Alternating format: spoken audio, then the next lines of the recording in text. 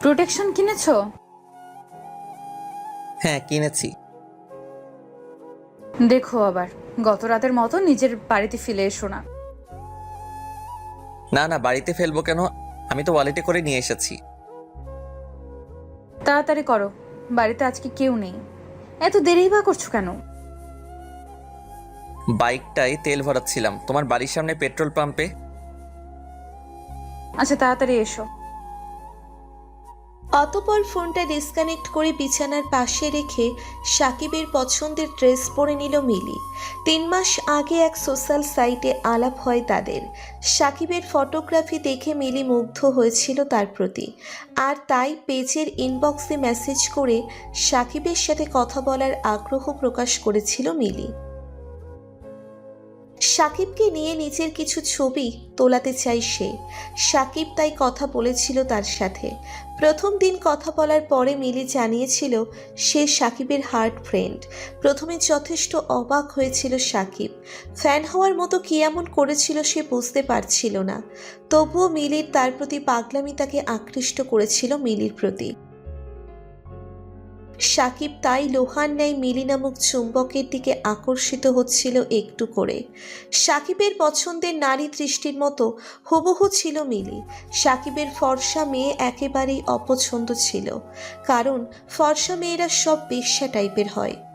শুধু ফর্সা নয়, সুমুখশ্রী মেয়েও তার পছন্দ নয়। আর তাই মডেলের ফটোগ্রাফি করলেও আদেও তাদের ঘৃণার চোখে দেখে। যদিও বা একসময় সাকিবের পছন্দ ছিল ফর্সা লম্বা স্টাইলিশ মেয়ে, তখন সে গুণের আগে দর্শনকেই প্রাধান্য দিত। তাই একটা সময় নিশির সাথে সম্পর্কে জড়িয়েছিল সে। নিশির মোহময়ী রূপে পাগল হয়েছিল সে ভীষণভাবে। নিশিকে ঘিরেই ছিল তার পুরো পৃথিবী, কিন্তু নিশি উচ্চাকাঙ্ক্ষাই ছিল তাদের সম্পর্কের ভাঙনের কারণ। নিশি ছিল একজন পেশাদারী মডেল। সে তার রূপের সম্পূর্ণ ব্যবহার করে সামনে এগোতে চাইতো। ফটোগ্রাফার হওয়া সত্ত্বেও সাকিব তা মেনে নিতে পারেনি। ফলে সাকিবের কানে প্রায়ই আসতো বিভিন্ন ধনী ব্যক্তির সাথে নিশি ডেটিংয়ের খবর। মানতে পারত না সাকিব, তাই তাদের সম্পর্কের মধ্যে প্রায়ই অশান্তি লেগে থাকতো। একদিন তো সাকিবকে তার এক হোটেল ম্যানেজার বন্ধু জানিয়েছিল নিশি এক মেগা বাজেট সিনেমায় সুযোগের জন্য প্রযোজকের সাথে রুম শেয়ার করেছিল। তাই সেদিন বাড়ি ফেরার সময় সাকিব এই বিষয়টা নিয়ে নিশির সাথে জিজ্ঞেস করলো। অকপট স্বীকারোক্তিতে সে স্বীকার করে সব। মিথ্যা বলা পছন্দ নয় নিশির। যে কাজ করে সে লজ্জিত নয়, সেই কাজ সে লুকাবে কেন?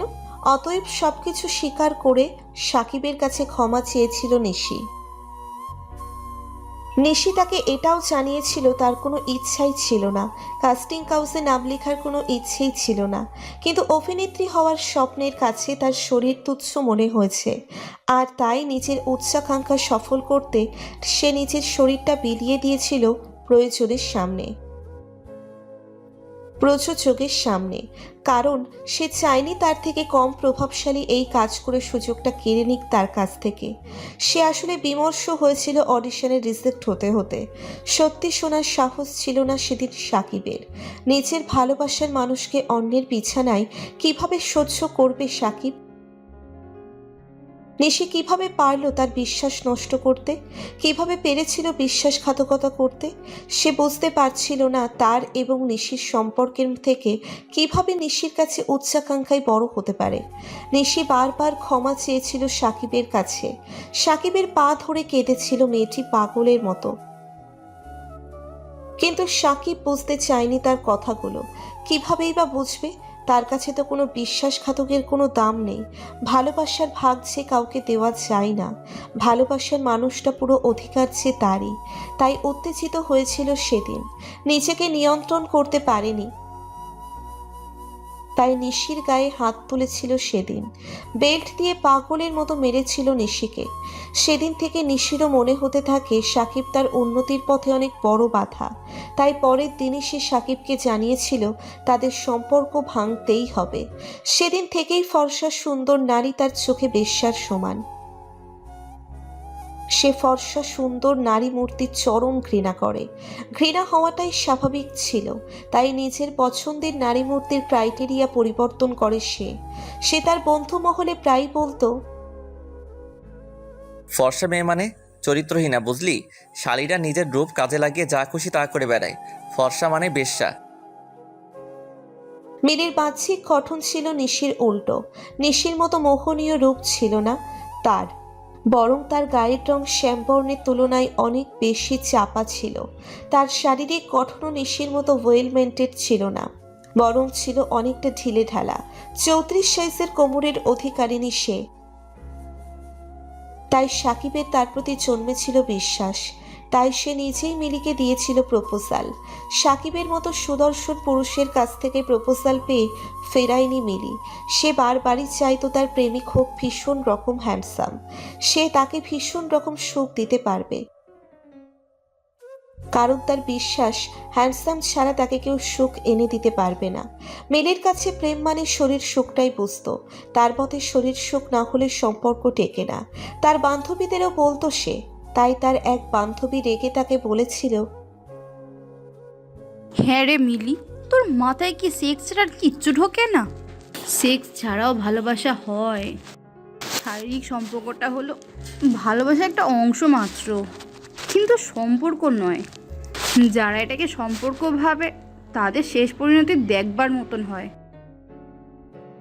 মিলি হেসে উত্তর দিল, তাহলে শারীরিক সুখ না দিতে পারলে ডিভোর্স হয় কেন? তার সেই বান্ধবী তার এহেন মনোভাব দেখে তার সাথে সম্পর্ক সব ত্যাগ করে চলে যায়। তার মনে হয়েছিল মিলির মানসিক সমস্যা আছে। তার মতে মিলি হয়তোবা তার ভবিষ্যৎ জীবনে বাধা হয়ে দাঁড়াতে পারে। মিলিকে সে অনেকবার বোঝাতে চেয়েছে, কিন্তু মিলি বুঝতে চায় না। আর তাই সাকিবের সাথে সম্পর্কে আসার আগে একাধিক শারীরিক সম্পর্কে লিপ্ত হয়েছিল সে একই কারণে সম্পর্ক সৃষ্টির 2 মাসের মধ্যে সাকিবকে এক প্রকার জোর করেই বাধ্য করেছিল ফাঁকা বাড়িতে তার সাথে সহবাস করতে। যদিও সাকিব চেয়েছিল তাদের সম্পর্ক সম্পূর্ণ পরিণতি না হওয়া পর্যন্ত সহবাস করবে না, কিন্তু মিলির জেদের কাছে তাকে হার মানতে হয়েছিল। তাই মিলির ইচ্ছেতেই হাজির হতে হলো আর আসতে হলো তার বাড়িতে। বাড়ির কলিং বেল বাজানো মাত্রই সাকিবের পছন্দের ড্রেস পরে দরজা খুলে দিল মিলি। তারপর সাকিবকে কলার ধরে নিচের বেডরুমে নিয়ে যায়। তারপর মিলি সাকিবকে বিছানায় ফেলে জোর করেই ঘাড়ে গলায় কিস করতে থাকে। তারপর সাকিবের গোলাপি ঠোঁটের সাথে ঠোঁট মিলিয়ে দেয়। ধীরে ধীরে তারা এক অজানা সুখের রাজ্যে হারিয়ে যেতে থাকে। সাকিব প্রোটেকশন ব্যবহার করতে চাইলে মিলি বাধা দিল। সহবাসের সময় নিজের সতীত্ব বোঝানোর জন্য মিথ্যে চিৎকার করে মিলি। সাকিব মিলিকে এতটাই ভালোবাসত যে তাকে তার এত সন্দেহ হয়নি। মিলি পরিবারের সবাই 3 দিনের জন্য বাহিরে গেছে, আর সুদীপ্ত তার পরিবারে বলেছিল সে তার ফটোগ্রাফির একটা প্রজেক্ট নিয়ে বাহিরে যাচ্ছে 3 দিনের জন্য। আর তাই কেউ সন্দেহ করেনি। এই 3 দিন তারা খুব ঘনিষ্ঠ মুহূর্ত কাটিয়েছিল। প্রতিটা মুহূর্তে তারা মেতে উঠেছিল এক অজানা শিহরণে। সাকিবের সাথে শারীরিক উন্মাদনায় প্রতিদিনই মেতে উঠেছিল মিলি। সাকিব যেন তাকে পাগল করে দিয়েছিল। এর আগে কোনো পুরুষ তাকে এতটা তৃপ্তি দিতে পারেনি।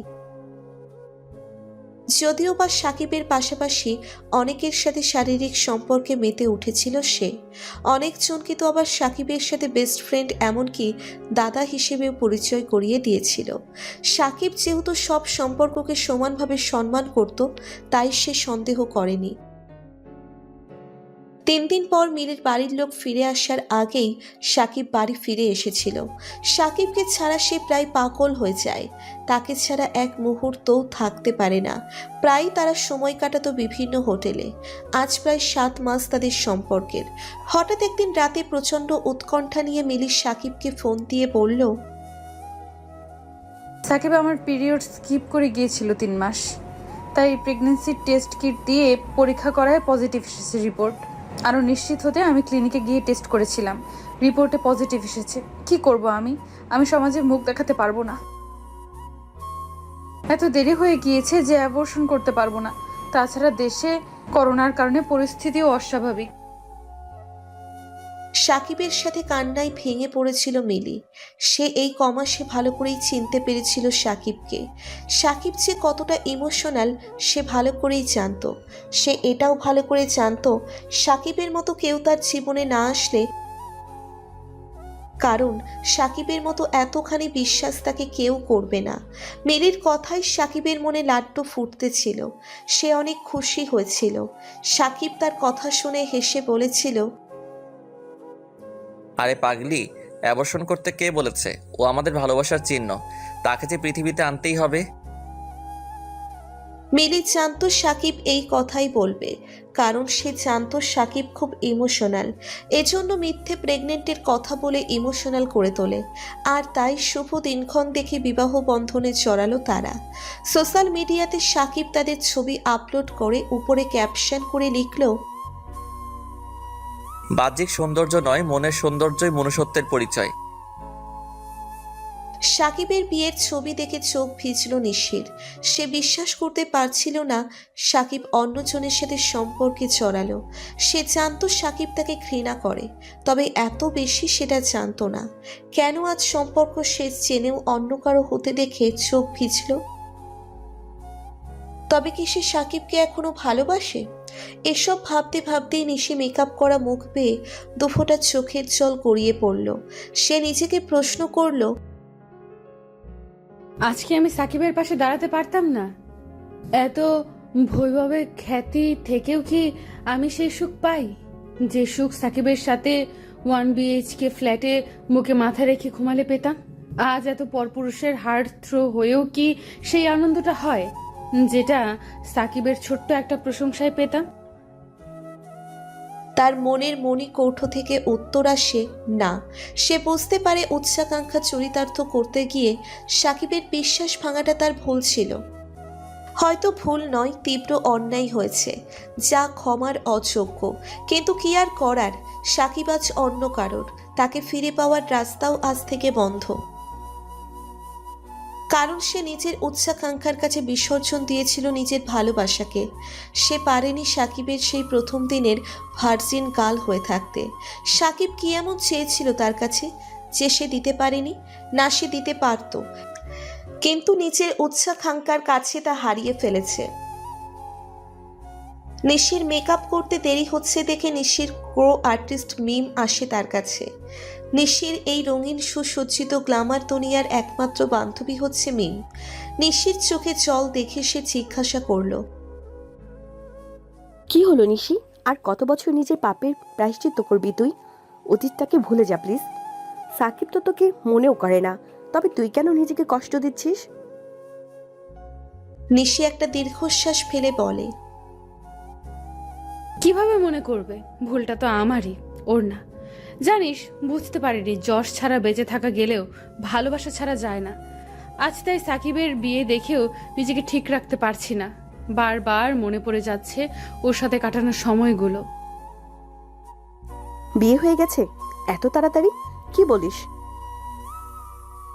নিশি সোশ্যাল মিডিয়া থেকে সাকিবের বিয়ের ছবিটা বের করে মিমের হাতে দিতেই মিম হেসে উঠল। বলতে লাগলো, এই মেয়েকে বিয়ে করার ছিল তো তোকে কি সমস্যা ছিল? এ তো পাক্কা খেলোয়াড়। থাক, আর বললাম না, মুখে গালাগালি আসছে। রমজান মাসে গালাগালি করা ঠিক না। নিশি চোখের জল মুছে অবাক হয়ে মিমের দিকে তাকিয়ে জিজ্ঞেস করল, মানে?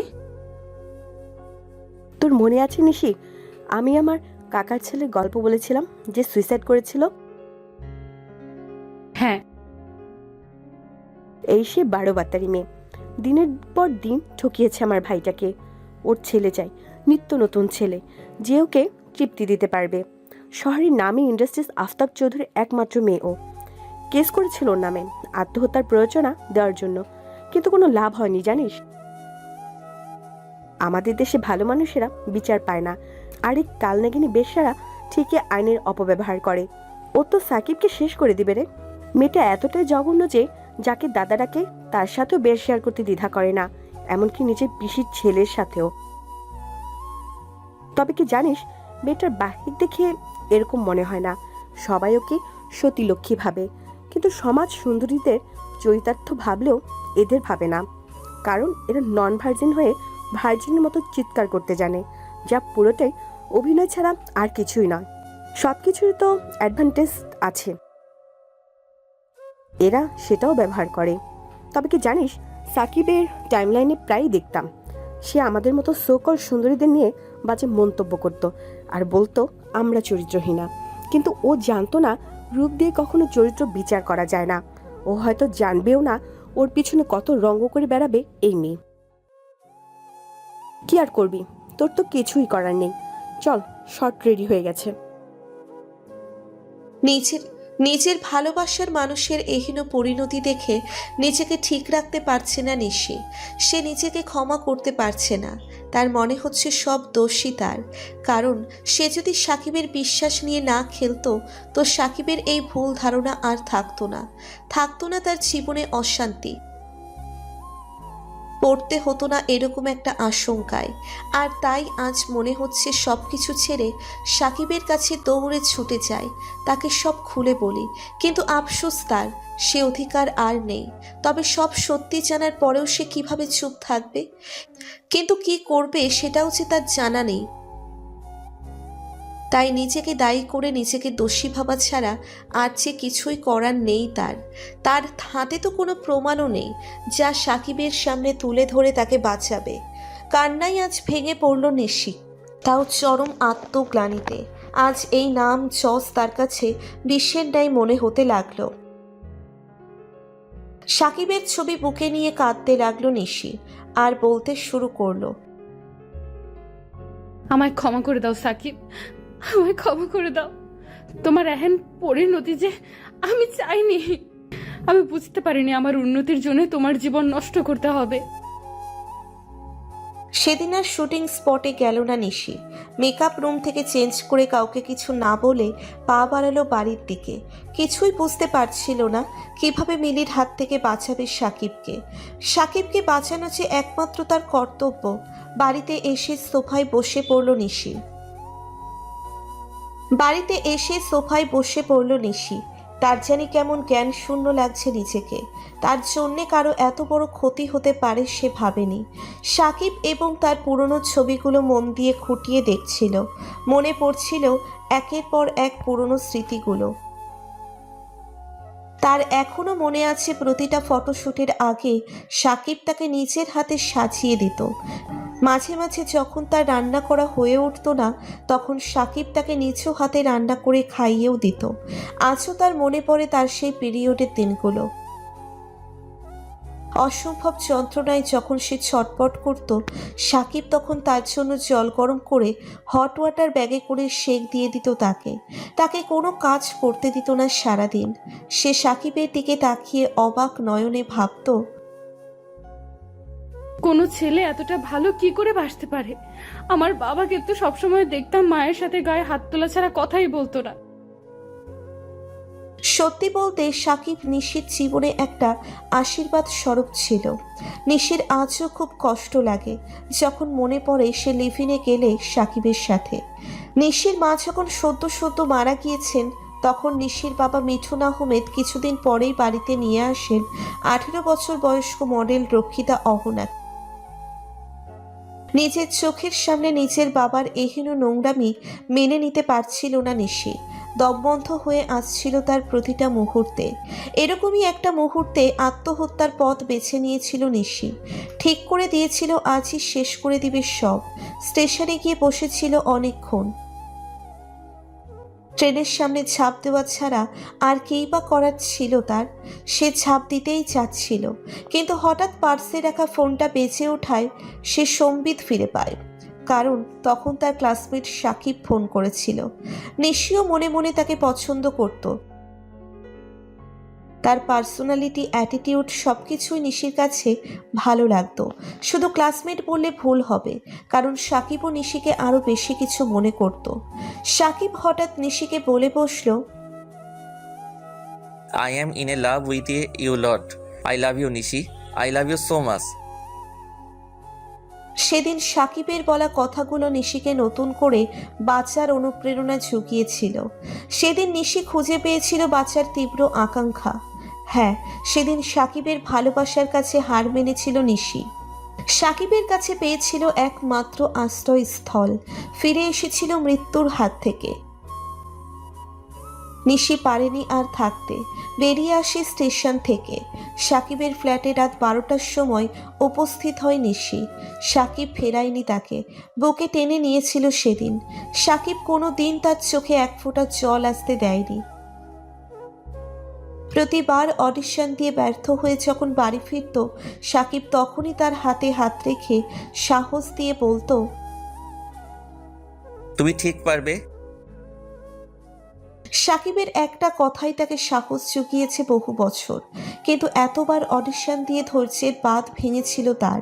প্রতিবারই সে দেখত তার চেয়ে কম মূল্যের কেউ চান্স পেয়ে যাচ্ছে শরীরের মূল্যে।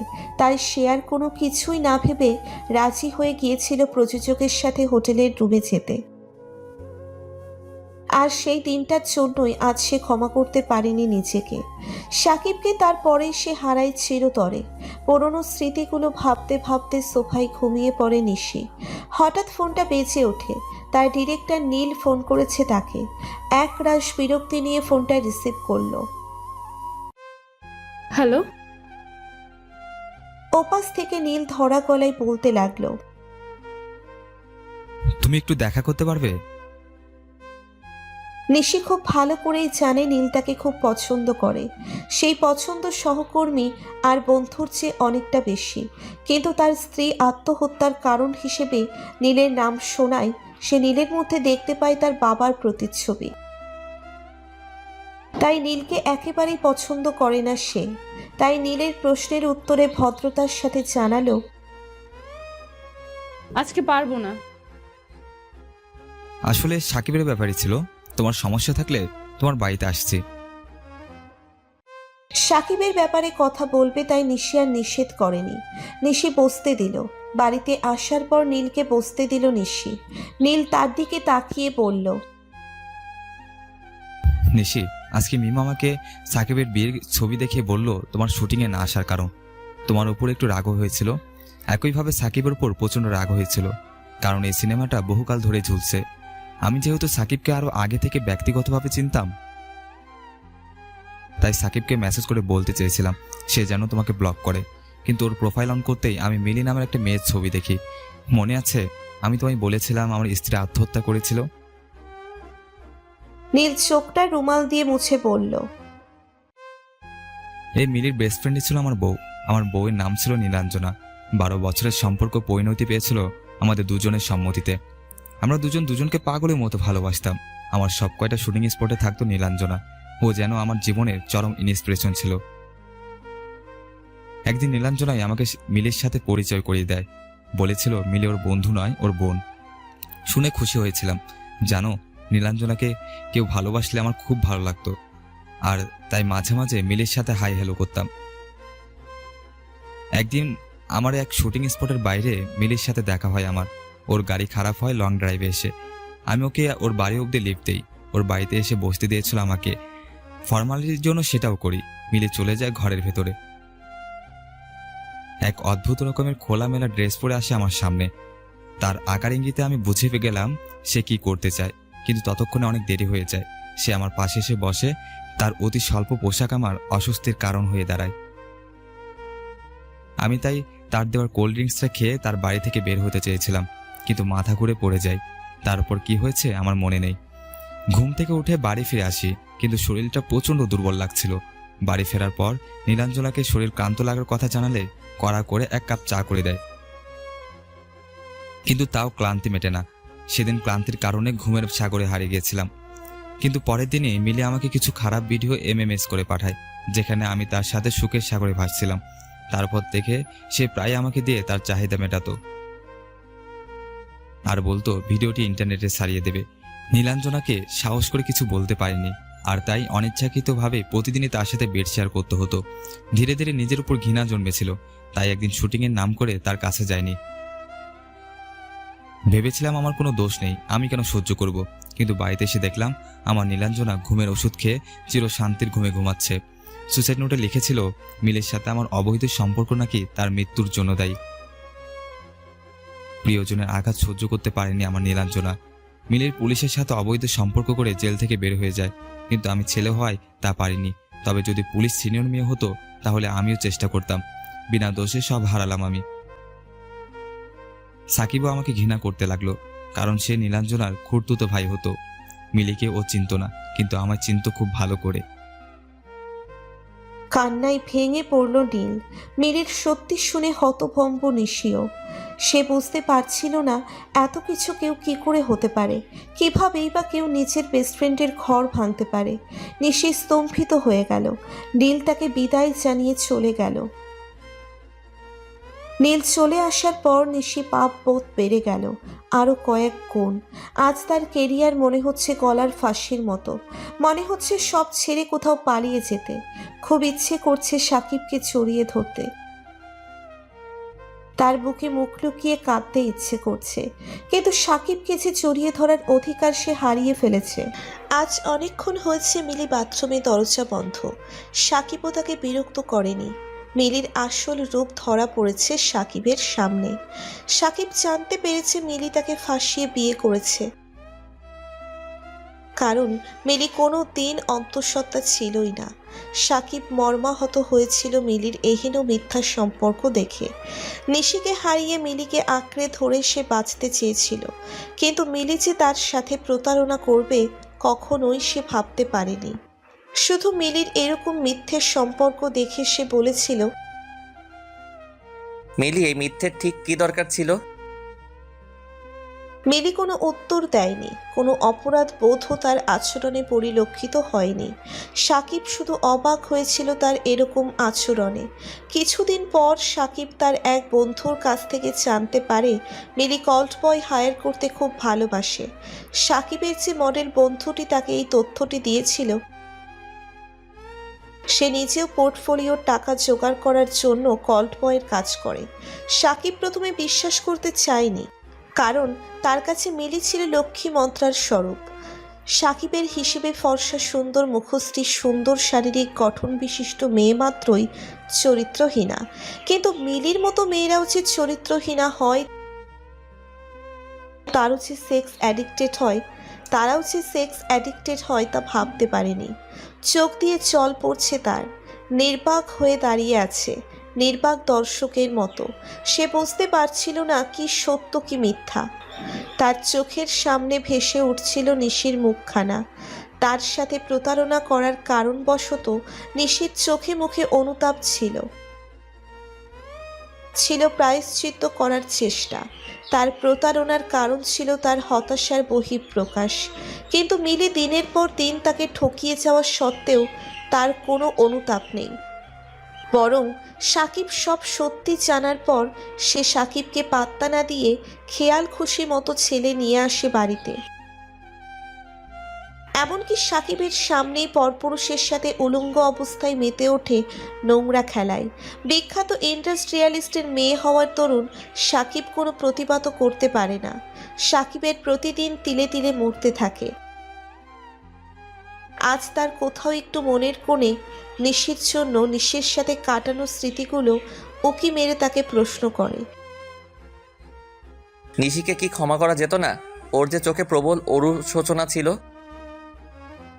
ঠিক তখনই মস্তিষ্ক তার সমস্ত চিন্তা ভাবনাকে বাধা দিয়ে বলে, নিশি কিন্তু প্রতারণাই করেছে।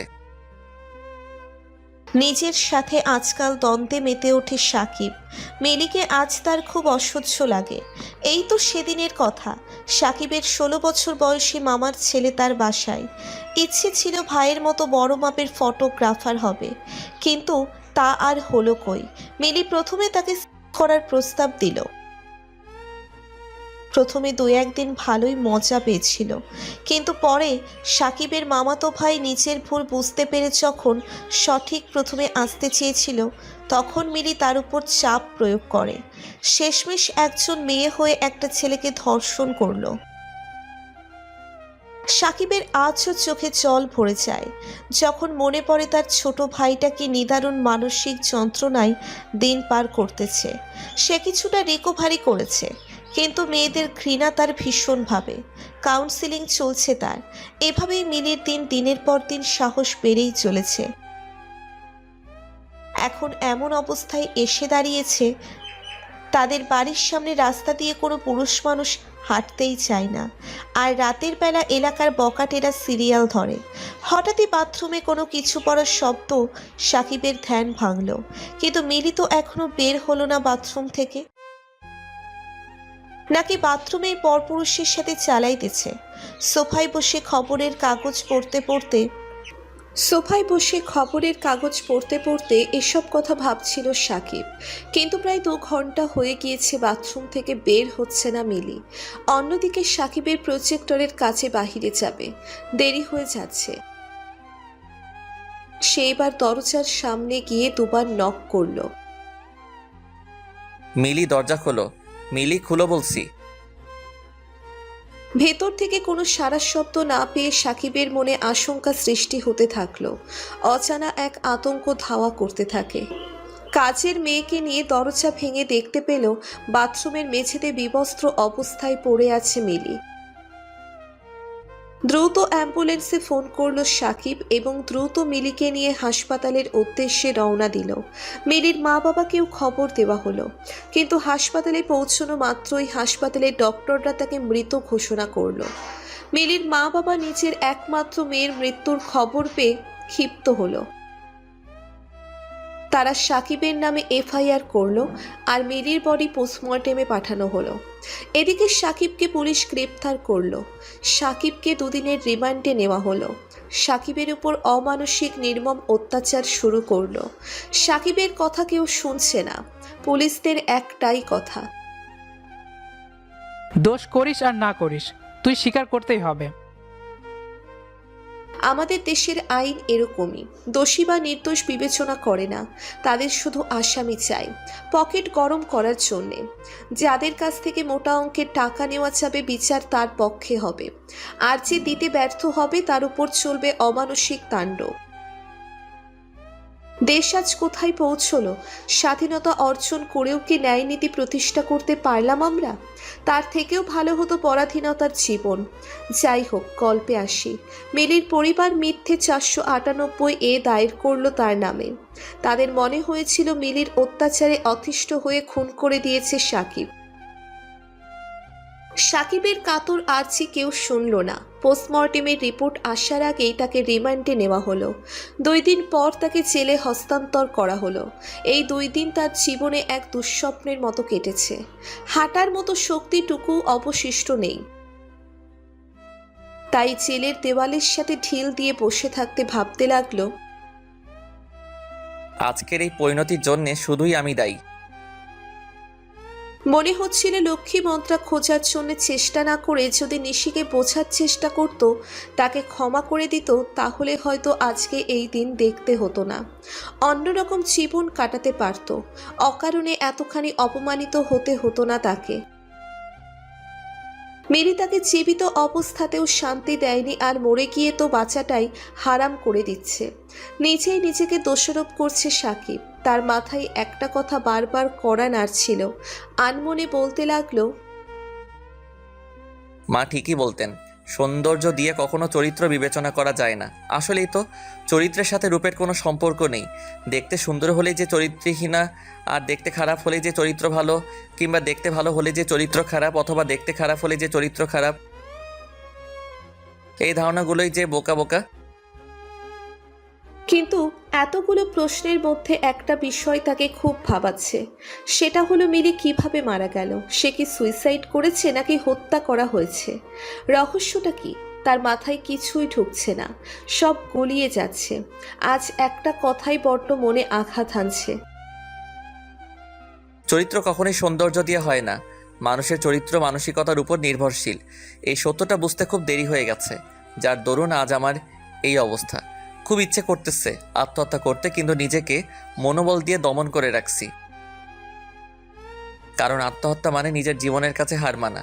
না আমি হার মানবো না, আমি হার মানবো না, আমি জয়ী হবই। আমাকে ভেঙে পড়লে চলবে না। মিলি আমার জীবনে শুধুই মরীচিকা, আর এই একটা কারণে নিজের জীবন তো আর নষ্ট করতে পারি না। আমি তো জানি আমি নির্দোষ। হয়তো সৃষ্টিকর্তা আমাকে পরীক্ষা করতেছে, কিন্তু কিভাবে নিজেকে নির্দোষ প্রমাণ করব? কিভাবে সবাইকে বোঝাবো আমি কিছুই করিনি? কিভাবে মিলির মুখোশ সবার সামনে তুলে ধরবো? কিন্তু কিভাবে এত কিছু করব? তাই সব কিছু অদৃষ্টের উপর ছেড়ে দেওয়াই ভালো। সব দরজা যখন বন্ধ হয়ে যায় তখন একটা দরজা খোলা থাকে। হ্যাঁ, আমাকে ওই দরজাটাই খুঁজে নিতে হবে। এখন আমার একমাত্র করণীয় হচ্ছে ধৈর্য ধারণ করা। এটাই সফলতার একমাত্র রাস্তা। আপন মনেই কথাগুলো বলছিল সাকিব। হয়তো জীবনের আঁকড়ে ধরে বাঁচার সব রাস্তাই তার জন্যে বন্ধ। ভালোবাসা নামক শব্দটাই তার জীবন নষ্টের একমাত্র কারণ। তার এহেন পরিণতির জন্য ভালোবাসাই দায়ী। কি অন্যায় ছিল তার? সে তো সরল মনেই প্রথমে নিশিকে ভালোবেসেছিল, তারপর মিলিকে, কিন্তু দুজনেই তাকে ঠকিয়েছে। তার ভালোবাসাকে সূচক হিসেবে কাজে লাগিয়েছে। হয়তো তার জীবনের সবচেয়ে বড় ভুল ছিল ভালোবাসা। অন্যদিকে চলচ্চিত্র জগতে আসার পর থেকে নিউজ পেপার পড়া মোটামুটি বন্ধ করে দিয়েছে নিশি। ভয় পায় কখন তার নামে গুজব শুনে ফেলবে, হয়তোবা নিজের খারাপ ইমেজ নিয়ে যদি কোনো চিন্তায় পড়তে হয়। কারণ মিডিয়ার লোকেদের বিশ্বাস নেই, তিলকে তাল করাই তাদের অন্যতম বৈশিষ্ট্য। তারপর সেটাকে বারবার ব্রেকিং নিউজ হিসেবে সোশ্যাল মিডিয়ায় সম্প্রচার করবে। সেজন্য বাড়িতে খবরের কাগজও রাখে না, সারাদিন টিভিতে কার্টুন সিরিজ দেখেই সময় পার করে। কারণ দেশের যে পরিস্থিতি, ঘর থেকেই তো বের হওয়া দুষ্কর। হয়তোবা সেলিব্রিটিদের জন্য এটা কোনো বিষয়ই না, তারপরেও সে কোনো রিস্ক নিতে চাইছে না। আজ তার কি মনে হলো, সে তার নিজের ভুলেই একটা নিউজ চ্যানেল ধরে বসলো।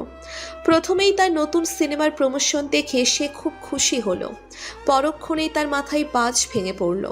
হঠাৎ তার চোখে পড়ল একটা ব্রেকিং নিউজে, যেখানে লেখা ছিল বিখ্যাত শিল্পপতির কন্যা মিলির মৃত্যুতে পুলিশ গ্রেপ্তার করল তার স্বামী সাকিবকে। খবরটি শুনে মুহূর্তেই স্তম্ভিত হয়ে গেল নিশি। সে খুব করেই জানতো সাকিব মিলিকে পাগলের মতো ভালোবাসত। নিশি জানতো সাকিব একটু বদমেজাজি, তবে এতটাও নয় যে মিলিকে হত্যা করবে।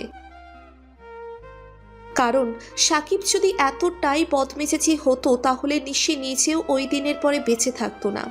খবরটা শোনা মাত্রই সে ফোন করলো মিমকে, কিন্তু মিম তখন এক পার্টিতে ব্যস্ত ছিল। নিশির ফোন রিসিভ করার পরে সে জানতে পারল পুরো কাহিনী। মিমও খুব অবাক হয়েছিল, প্লাস খুশিও হয়েছিল, কারণ এরকম একটা আবর্জনা সমাজ থেকে তাহলে বিদায় হলো। তারপরেও মিম তার এক দূর সম্পর্কের ভাইয়ের নাম্বার দিল, যে একজন নামি দামি উকিল। যে কোনো প্রয়োজনে ওনার সাথে যোগাযোগ করতে বলল। নিশি বুঝতে পারছিল না সে কিভাবে সাকিবকে বাঁচাবে। হঠাৎ তার মনে হলো এখন তার একজন উকিল দরকার, যে কিনা সাকিবকে জেল থেকে বের করতে পারবে। আর মিম তো তাকে একজন উকিলের নাম্বার দিল। আর দেরি করা যাবে না, এখনই উকিলের সাথে ফোনে আলাপ করে থানায় রওনা দিতে হবে। যা করার খুব দ্রুত করতে হবে। রাত তখন প্রায় 11টা। ড্রাইভার ছুটি নিয়ে দেশের বাড়ি গিয়েছে। কোনো উপায় না পেয়ে সে নিজেই পাগলের মতো ড্রাইভ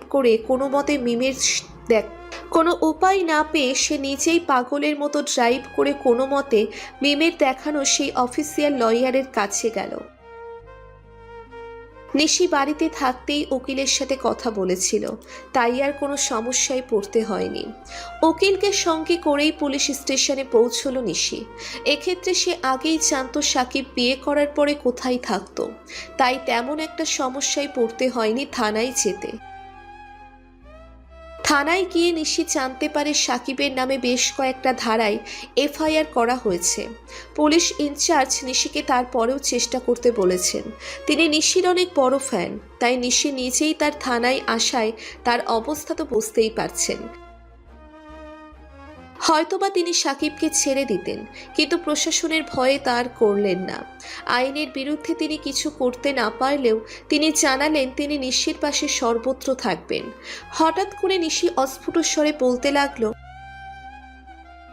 ওসি সাহেব, আর কি কোনো রাস্তাই নেই সাকিবকে নির্দোষ প্রমাণ করার?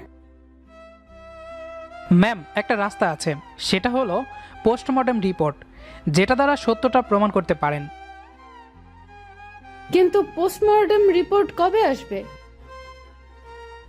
আপাতত আরও 3-4 দিন সময় লাগবে। এতদিন সাকিবকে এখানে রাখা যাবে না, যা করার খুব তাড়াতাড়ি করতে হবে। আমি বলি কি, কোনোভাবে জামিনের ব্যবস্থা করা যায় না? আচ্ছা নিশি, আমি বরং জামিনের জন্য কোর্টে আপিল করি, কি বলো?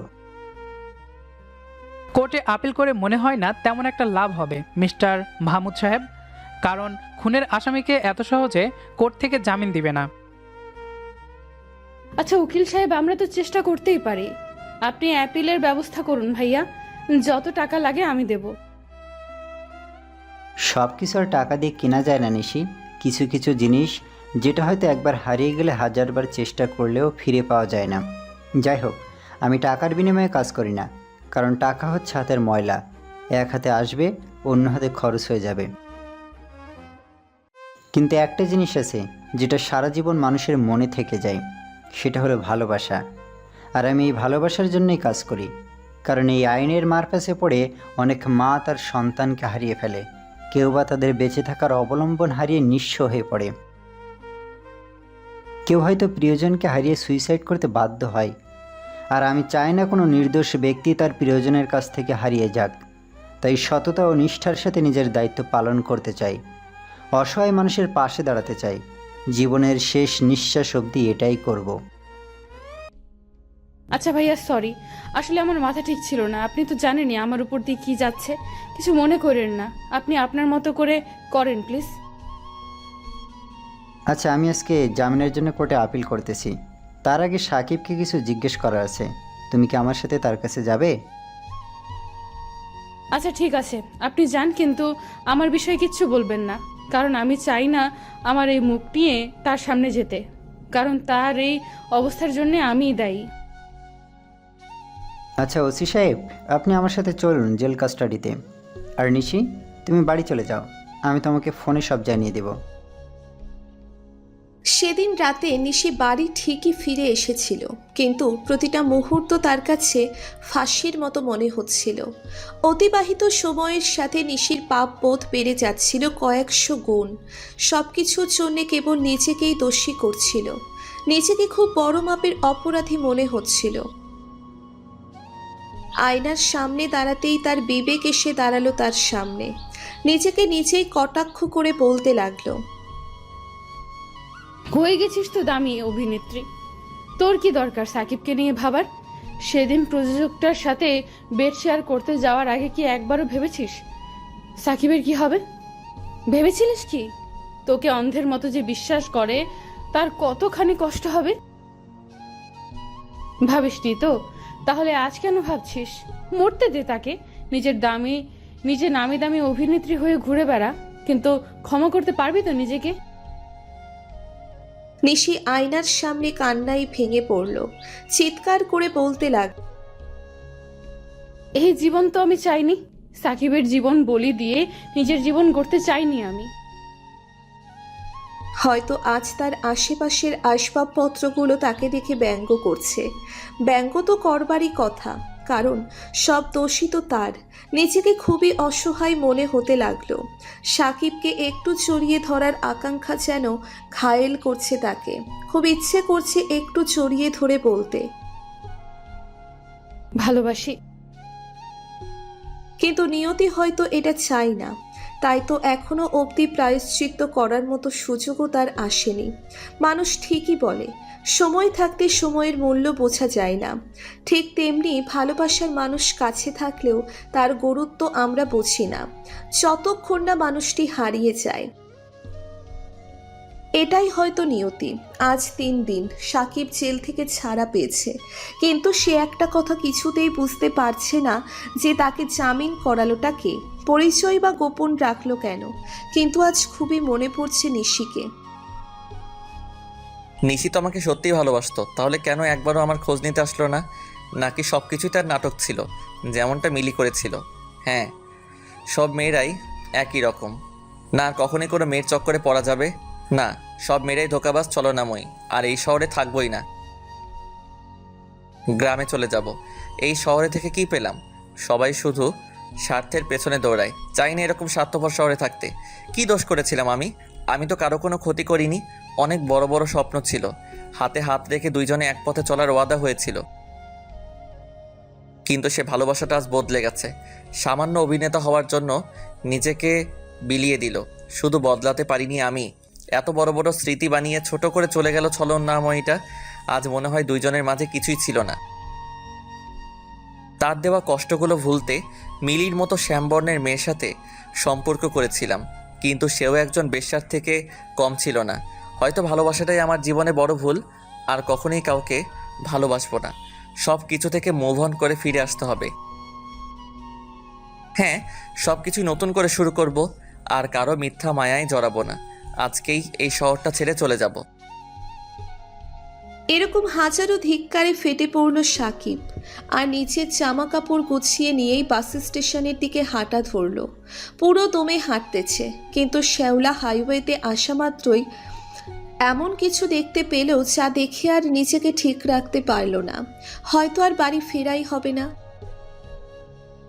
আজকেই হয়তো পৃথিবীর মায়া ত্যাগ করে ওপারে পাড়ি জমাতে হবে। এই জগৎ সংসার খুবই নিষ্ঠুর, কারো সুখ কেউ সহ্য করতে পারে না। সাকিব নিশির হাত ধরে অনবরত কেঁদেই চলেছে। আজ যেন তার কান্নাই থামছে না। তার একটা ভুল ধারণার জন্য আজ তার জীবন থেকে নিশিকে হারিয়ে ফেলতে বসেছে। হয়তো আর কখনোই নিশি ঘুমানোর আগে জড়িয়ে ধরবে না, রাগ করলে জোর করে কিস করবে না, হয়তো জ্যোৎস্না রাতে হাতে হাত রেখে হাঁটার জন্য আর বায়না ধরবে না, হয়তোবা কেউ আর ফুচকার দোকানে ঝাল খাইয়ে কিস করার বাহানা খুঁজবে না। কেবি হয়তো আর বলবে না জান ভালোবাসি, লাভ ইউ পাগল। কেবি হয়তো বলবে না খুব ক্ষুধা পেয়েছে, একটু পাপ্পি দাও না। কেউ জেদ ধরবে না একই প্লেটে ভাত খাওয়ার জন্য, কারণ হারিয়ে যাওয়া স্মৃতি একদিনের হলেও তা কাদায় সারা জীবন। নিশি হয়তো আমার জীবনে পরীক্ষা স্বরূপ এসেছিল, কিন্তু আমি সেই পরীক্ষায় ফেল করেছি। আমি অপরাধী। হ্যাঁ, আমি অপরাধী। আমার কারণে একটা নিষ্পাপ মেয়ে, যে কিনা আমাকে খুব ভালোবাসতো, সে আজ প্রতিটা মুহূর্তে মৃত্যুর সাথে লড়াই করছে শুধুমাত্র আমাকে বাঁচাতে গিয়ে।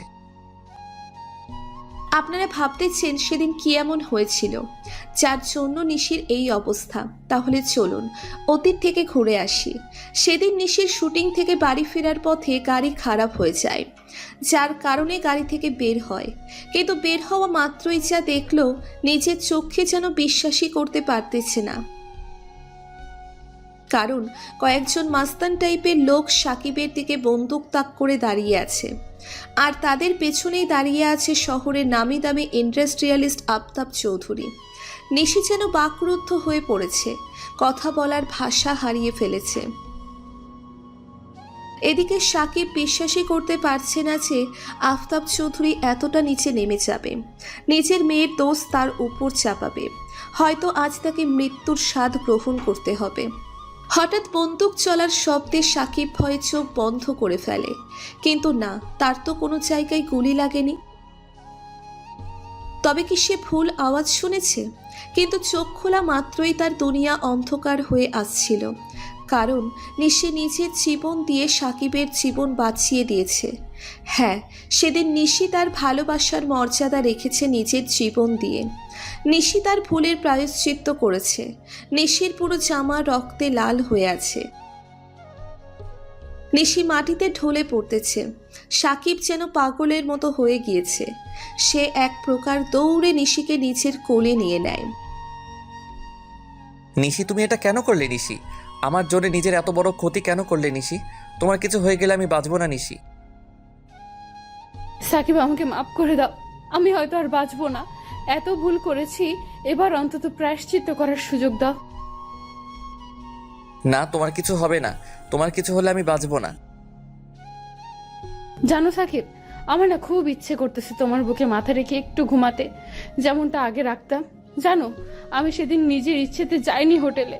আমাকে পানি দিয়ে উত্তেজনার ওষুধ দেওয়া হয়েছিল, তাই আর নিজেকে সামলাতে পারিনি। জানো সাকিব, তুমি যখন আমাকে সেদিন বেল্ট দিয়ে মেরেছিলে, সেদিন আমার না খুব ব্যথা হয়েছিল, কিন্তু আমার ততটা কষ্ট হয়নি যতটা তোমার বউয়ের অতীত জেনে কষ্ট হয়েছিল। জানো, আমার না খুব চিন্তা হতো যদি তোমার কিছু করে দেয়। আল্লাহর কাছে প্রতিদিনই তোমার জীবন ভিক্ষা চাইতাম। হ্যাঁ, আল্লাহ আমার জানটাকে বাঁচিয়ে, কিন্তু হয়তো আমাদের মিলনটা আর হলো না গো। শেষবারের মতো একবার বলবে ভালোবাসি? না থাক, আমার মতো একজন বেশ্যাকে বলে নিজের মুখ পাপিষ্ঠ করো না। না, তোমার কিছুই হবে না। আমি তোমাকে হাসপাতালে নিয়ে যাব। তোমার কিছু হলে আমি বাঁচব না নিশি। সাকিব, আমার না খুব কষ্ট হচ্ছে। সাকিব।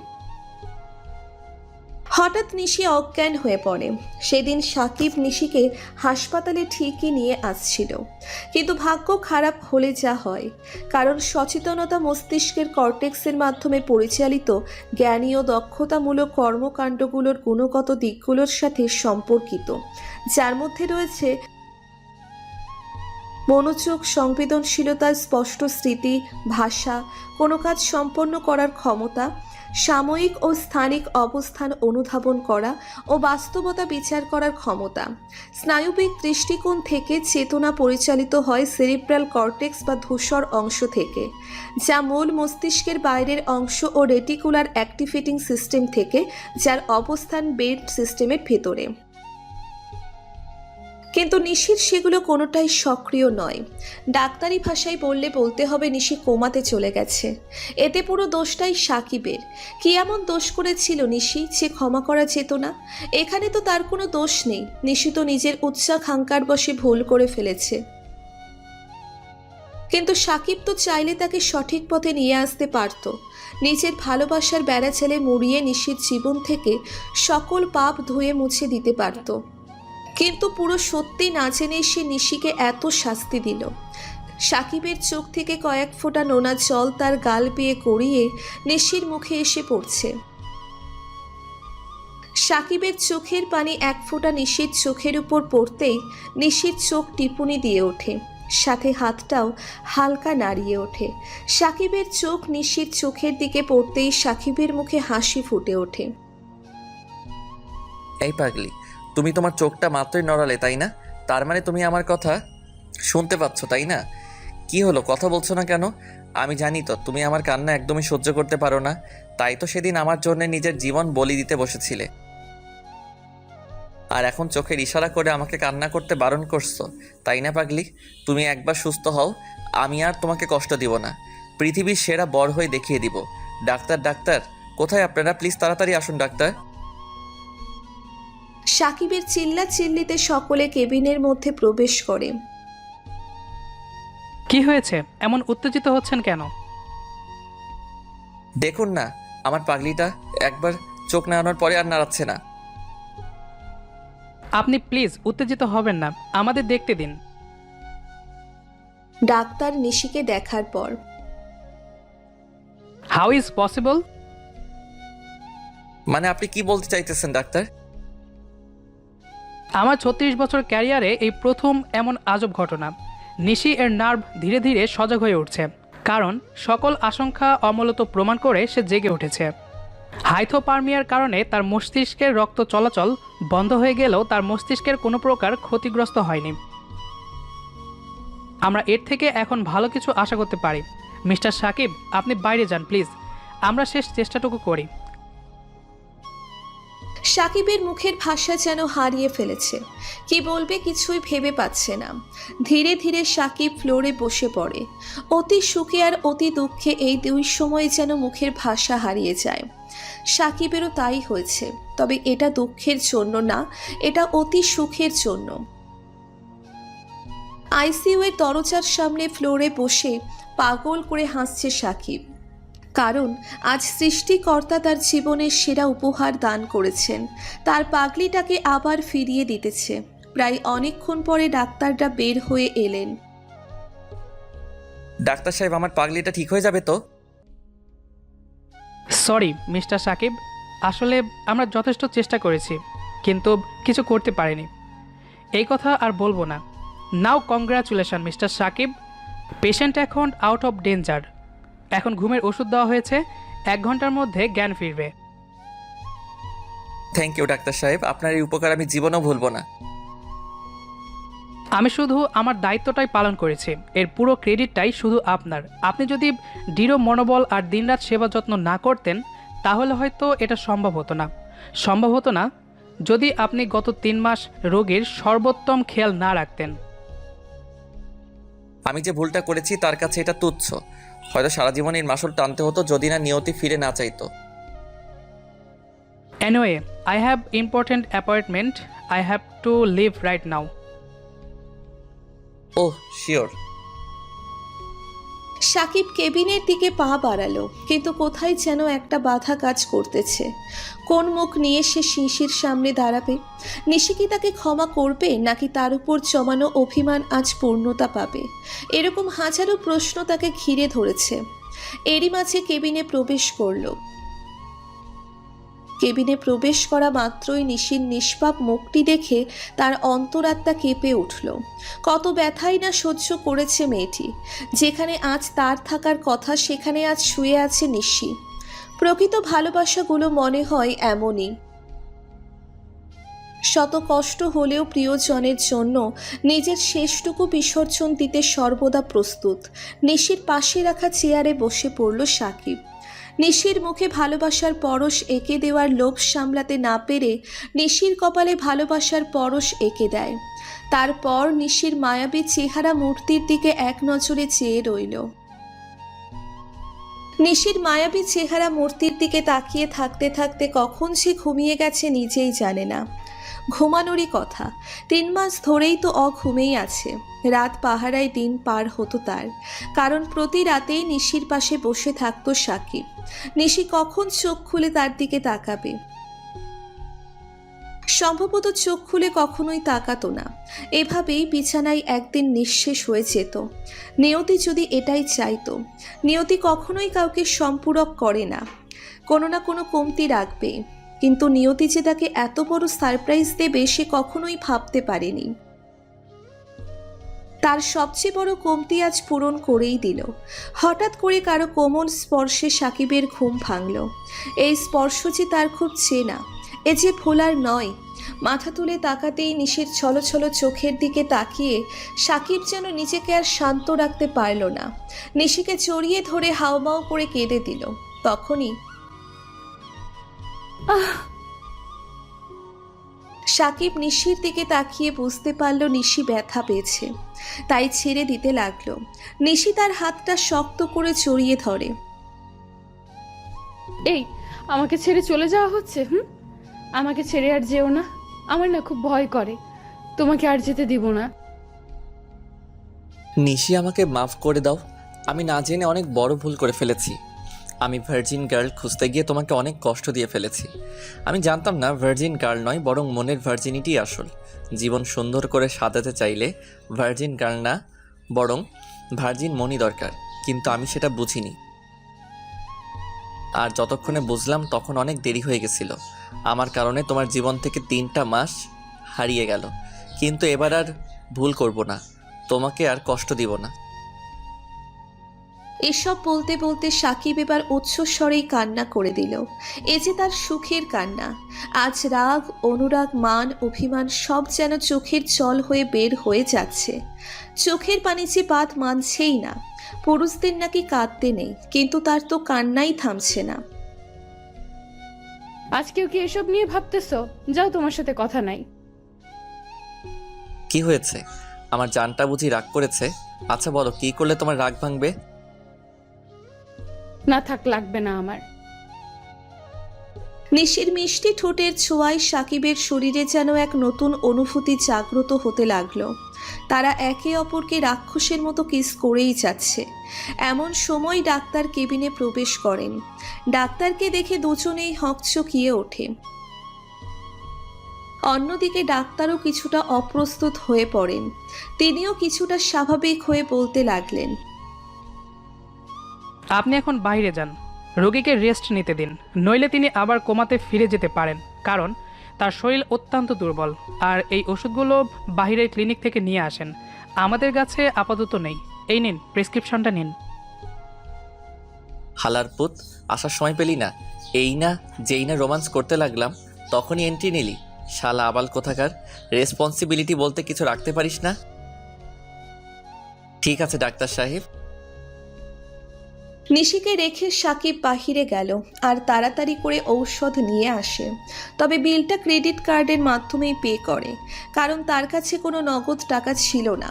থাকবেই বা কেমনে, কারণ গত 3 মাস ধরেই তো এখানে পড়ে আছে। তারপর ঔষধ নিয়ে হাসপাতালে ফিরে আসে আর নিশিকে ঔষধগুলো খাওয়ানোর পর ঘুমের ঔষধ দেওয়া হয় আর নিশি ঘুমিয়ে পড়ে। এভাবেই চলে গেল পুরো 1 সপ্তাহ। এই 1 সপ্তাহে সাকিব নিশিকে এক মুহূর্তের জন্যেও চোখের আড়াল করেনি। প্রতিটা মুহূর্তে নিশিকে সব ধরনের কম্প্রোমাইজ করার চেষ্টা করেছে। অন্যদিকে নিশিও যেন বেঁচে থাকার নতুন আলো খুঁজে পেয়েছে। সীমাহীন বিস্তীর্ণ প্রেমনগর, যেখানে শুধু একজনেরই বসবাস, সেটা হলো নিশি নিজেই। এটাই তো চাই বাঙালি নারীরা, প্রিয়জনের একটু কেয়ার, একটু ভালোবাসা আর একটু সময়। যার প্রত্যেকটা ইচ্ছাই সাকিব পূরণ করার চেষ্টা করেছে। আজ সকাল থেকে সাকিবের মনটা উদাসী হয়ে বেড়াইতেছে, কারণ আজকেই নিশিকে হসপিটাল থেকে রিলিজ করবে। সেই সাথে আজকেই তারা পবিত্র সম্পর্কে আবদ্ধ হবে। তাদের সম্পর্ক আজকেই পরিণতি পেতে চলেছে। ভাবতেই মনটা নেচে উঠতেছে। এরই মাঝে তারা হসপিটাল থেকে বেরিয়ে গাড়ি নিয়ে কাজী অফিসের দিকে রওনা দিল। মূলত এর আগে তারা এক বাড়িতে থাকলেও কখনো ঘনিষ্ঠ সম্পর্কে জড়ায়নি। নিশি চেয়েছিল নিজেকে প্রতিষ্ঠিত করার পর সে নতুন জীবন শুরু করবে। সাকিবও আর বাধা দেয়নি, কিন্তু এরই মাঝে ঘটে গেল জীবনের কালো অধ্যায়, যা কখনোই ভোলা সম্ভব না। আচ্ছা বউ, ধরো আমরা বিয়ে করলাম কিন্তু বিড়ালটাই মারতে পারলাম না, তখন কি হবে? ওই ছামড়া, আমি কি এখনো তোরে বিয়ে করছি নাকি? তাহলে বিড়াল মারতে যাবো কোন দুঃখে? বিয়ে করি নাই কিন্তু করবো তো। জি না, আমি কাউকেই বিয়ে করতে পারবো না। কেন কেন? আমি কি দেখতে খারাপ নাকি? না, বিষয়টা এরকম না, তবে বিয়ে করতে পারি একটা শর্তে। তোমার সব শর্ত মানতে পারি, এখন বলো কি শর্ত মানতে হবে? প্রথমে আমাকে প্রপোজ করো, তারপর ভেবে দেখবো। করতেছি, দাঁড়াও। এই বলে গাড়ি থামিয়ে পাশের ফুলের দোকান থেকে ফুল নিয়ে আসলাম। তারপর মিশন স্টার্ট করলাম। জানি না তোমাকে দেখার পর কি হয় বা কিভাবে হয়, শুধু জানি সারা জীবনের জন্যে কিছু অনুভূতি জমা হয়েছে, যেটা তোমাকে হীনা কল্পনা করাই বৃথা। তুমি আর আমার অবসরে নেই রে, অভ্যাসে পরিণত হয়েছ। সেই অভ্যাস যা কখনোই ত্যাগ করা সম্ভব না। আর তুমি আমার অনুভবে নয়, বরং অস্তিত্বেই মিশে গেছো। একটাই চাওয়া, এই অস্তিত্বের সমাপ্তি যেন কোনো দিনই না হয়। তোমাকে সত্যি ভালোবেসে ফেলেছি, অনেক বেশি ভালোবেসে ফেলেছি। I love you Nishi, I love you so much. Now will you marry me? I love you too. তারপর আমরা কাজটা সাইরা ফেলাইলাম। ওই মিয়ারা উল্টাপাল্টা ভাবেন কেন? আর আমরা তো বিয়ের কথা বলছি, মানে কাজী অফিসে গিয়ে শুভ কাজ সাইরা ফেলাইলাম। আজকে আমার আর নিশির বাসর রাত। আজকে কেন জানি না খুব শরম করতেছে। এত শরম কোথায় যে রাখি, এই কথা বলতেও শরম করতেছে। বাসরাতে নাকি শরম করতে নাই, এই জন্যই লজ্জা শরমের মাথা খাইয়া ভেতরে ঢুকলাম। কিন্তু দেখি বউ আমার ইয়া বড় একটা ঘোমটা দিয়া বইসা আছে। তারপর কিছুক্ষণ চুপচাপ নীরব দর্শকের মতো দাঁড়িয়ে থাকলাম, কারণ আমার যে আবার শরম করে। বউ আমার 5G, তাই বুইজা ফেলাইছে যে তার 4G জামাইয়ের শরম করতেছে। অতএব দেরি না কইরাই আমাকে সালাম করতেছে। সবাই বুকে নেয়, তাই আমিও বুকে নিলাম। আমি আবার সবার মতো বেশিক্ষণ থাকতে পারি না, তাই বলতে শুরু করলাম, বেঁচে থাকো বৎস, স্বামী সংসার নিয়ে খুশি হও। তারপর আর কি, নাক বরাবর একটা ঘুষি খেলাম প্রথমে, তারপর বাসর রাতেই বউয়ের হাতে উদাম কেলানি খেলাম। আমি মনে হয় প্রথম মানুষ যে কিনা বাসর রাতেই বউয়ের কেলানি খেলাম। আপা সাইরা দেন, আর কখনো এরকম কথা বলবো না। আমি আর কখনোই বাসর ঘরে আসবোই না। আজকে মনে হয় সিগারেট খাই মাতাল হইয়া গেছিলাম, তাই তো রং নাম্বারে আইসা পড়ছি। ওই, আমি তো রাপা লাগি, হ্যাঁ জম লাগি জম। আর সিগারেট খাই মাতাল হয় কেমনে? বিয়ে করেছিস না? হ্যাঁ, এবার বুঝাবো মজা কাকে বলে। গুন্ডি খালাম্মা, এই বাচ্চা পোলাটারে মাফ কইরা দেন প্লিজ। ওই, আর একবার যদি উল্টাপাল্টা বকেছিস তো আজকেই তোরে চান্দে পাঠিয়ে দিমুনি। আচ্ছা আগে তো কলারটা ছাড়েন। তারপর আর কি, বাসর করার প্রস্তুতি নিতে লাগলাম।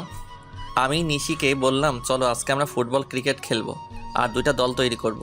তুমি কি করবা? নিশি কিছুটা লজ্জা পেল, আর কিছু বলল না, শুধু একটা রেড সিগন্যাল দিল, কারণ তারপরে লাইট অফ করে ফুটবল ক্রিকেট শুরু করে দিলাম।